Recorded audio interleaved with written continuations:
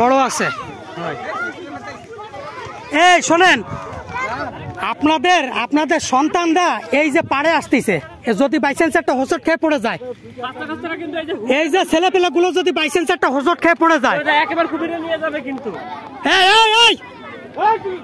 এই ছেলেপেলা গুলো যে কিনারে আসতেছে, আপনাদের এই যে অভিভাবক থাকতে, মুরব্বীরা থাকতে, এগুলো আপনাদের ঠেকাইতে হবে। আমরা কিন্তু সবসময় আসবো না, বিষয়টা বুঝছেন? আমরা কিন্তু সবসময় আসবো না, আপনাদের সন্তানদেরকে আপনাদের রক্ষা করতে হবে। একদম বাইচান্স যদি পড়ে যায়, ও কিন্তু ভয়তে মারা যাবে।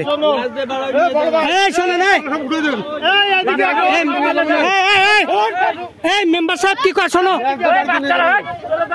সাইডে যাও। আর সর্বোচ্চ বড় জোর অত দূর থাকতে পারে, এরা এই কিনারে নামে কেন? মেম্বার সাহেব কিছু বলতেছে, একটু শোনো।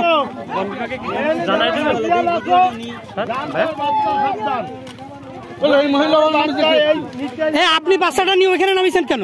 এই বাচ্চা নিয়ে নিচে নামবে না, কারণ কি কুমির কলাম ওই মনে হচ্ছে যে ওই পানিতে ও কলাম লাভ দিতে পারে, লাভ দিলেও 3 থেকে 4-5 ফুট লাভ দিয়ে উঠে যায়। সাবধান, দাদা ছেলে মেয়ে সাবধান করে রাখো। আর এই নদীর কুলি নাইছে বলে মেলাটা কারো বাচ্চা ফাটায় না। দেখা দরকার হয়, দূরে দাঁড়ায় বলে না করেন, নিরিবিলি দেখো। আরে কেউ ঢিল মারামারি করবেন না, ও ক্ষিপ্ত হয়ে গেলে কিন্তু সমস্যা আছে।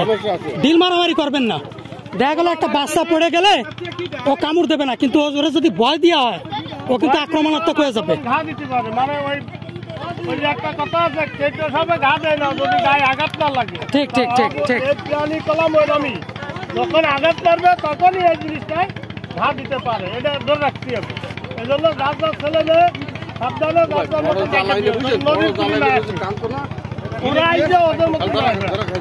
ভাই, একটা পুকুরের মধ্যে থেকে ধরতে তাই টানা 1 মাস লাগিছে। আর এটা তো ধরার দরকার নেই, এটা আক্রমণ করবে না, চলে যাবে, চলে যাবে। নিয়ে যাক